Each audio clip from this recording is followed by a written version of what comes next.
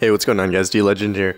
Sorry about not making a Kingdom Hearts Union Cross video in a while now. It's just been super busy with school and everything else going on in life. So here we are with some new content. It's a new week here in Union Cross, so we definitely got a few things other than VIP this time around, so that's nice.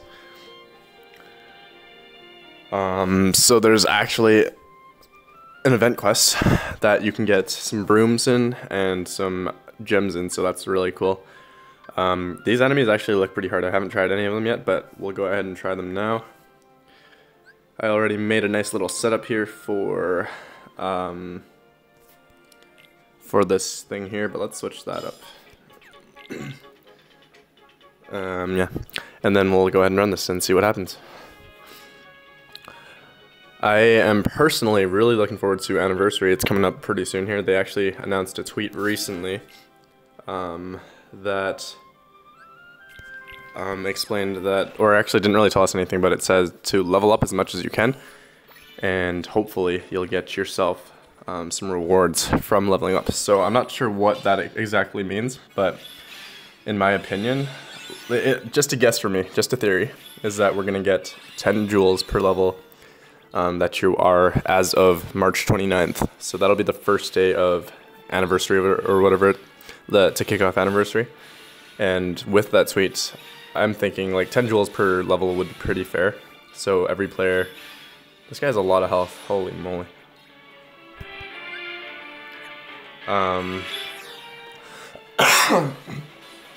What was I saying? Yeah, so 10 jewels per level as of the 29th. So for me, I'd be level 456, so I'd get 4,560 jewels, if my theory is correct.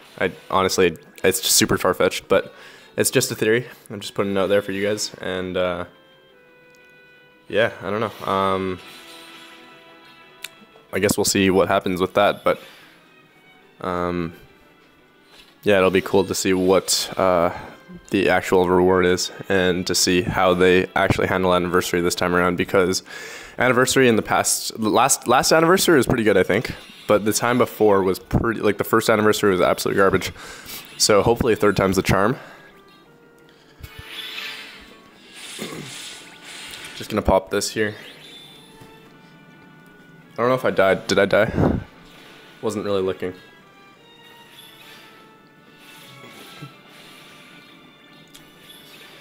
And then I'm not going to run all of these quests with you guys, because they do look pretty challenging, but I feel like a lot of you guys can figure out your own setups and stuff.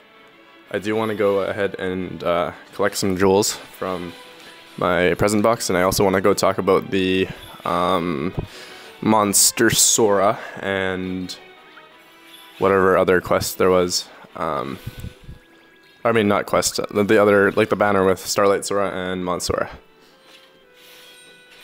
And we'll go talk about that right after this.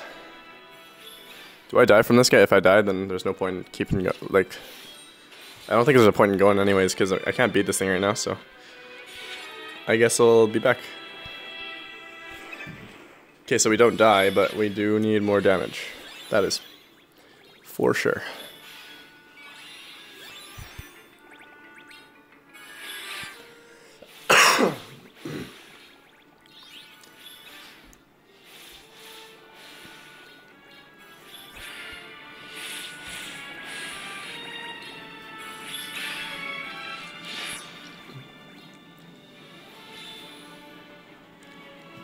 So if I can't beat this one, I probably can't beat the level 5,000 one in 3 turns. So that sucks, because that means no gems, but what can you do, right?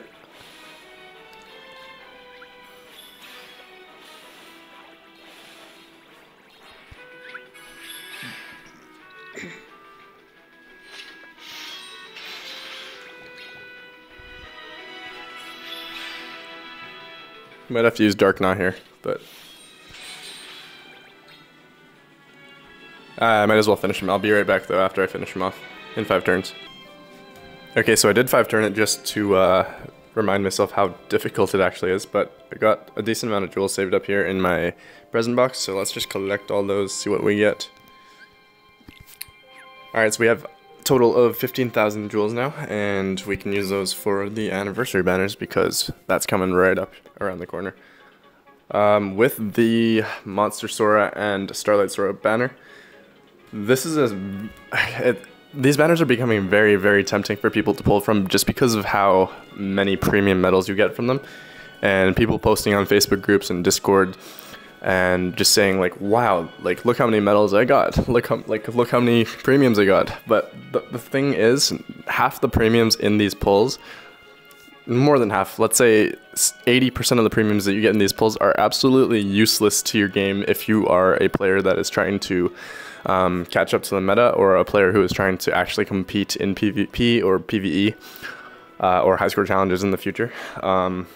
It's nice because Monster Sora is in the pulls, and you also get some Kingdom Hearts 3 medals and some imitation medals. But at the same time, like, you're not getting something that will drastically change your game. There's no guarantee for Monster Sora, and yes, his drop rate is increased in this specific banner, but I guarantee there will be other medals like Monster Sora in the near future here that will do the same thing as Monster Sora, or very similar things to Monster Sora that will be better than Monster Sora. And I would hold off until you see one of those medals come out in the near future that will be more accessible to everyone. It seems like everybody in the top 2,000 PvP probably has a Monster Sora nowadays, but I don't, and I'm still doing pretty well in PvP right now. I am 814th right now, and that's actually pretty good, considering I'm free to play and considering the fact that I do not have a Monster Sora. Yes, they help tremendously in PvP, but if you're a player that has enough tier 9 fairies, I mean tier 9 dual Meow Wows and tier 8 dual Meow Wows and tier 7 dual Meow Wows, that was like one word, dual Meow Wow I meant. There's no point in really trying to get Monster Sora because he's not useful for other content other than PvP. He's a very good PvP medal, don't get me wrong, and it will change your PvP game drastically, but if you don't need him for PvP, if you're doing okay in PvP, there's no point really in going for him, to be honest with you, in my opinion. Especially on the free-to-play banner, because you only get 2 KH3 medals or imitation medals, and these imitation medals can be anything from the tier 3 ones. Don't remember what they're called because I don't have a copy, but the Beagle Boys and the other thing, the tier 4 one. Or even like the Kiard Sky Bonds Air, Kiard Bond or Beginnings, you know what I'm talking about, those things.